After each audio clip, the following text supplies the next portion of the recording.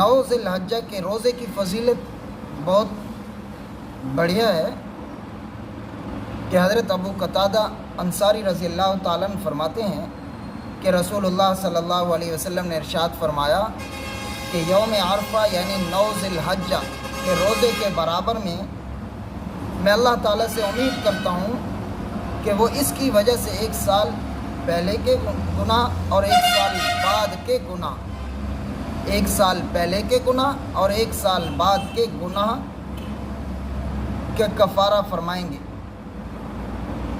حضرت ابو امامہ رضی اللہ تعالیٰ عنہ فرماتے ہیں کہ رسول اللہ صلی اللہ علیہ وسلم نے ارشاد فرمایا، جس شخص نے دونوں عیدیں عید الفطر اور عید الاضحیٰ کی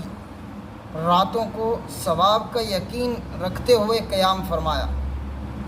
عبادت کی، تو اس کا دل اس دن نہیں مرے گا جس دن لوگوں کے دل مر جائیں گے۔ حضرت معاذ بن جبل رضی اللہ تعالیٰ عنہ فرماتے ہیں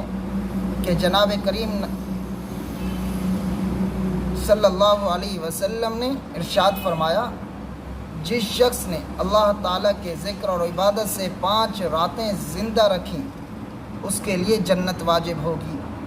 اور وہ راتیں یہی ہیں 8 ذی الحجہ کی رات اور عرفہ 9 ذی الحجہ کی رات اور دونوں عیدوں والی راتیں اور 15 شعبان کی رات۔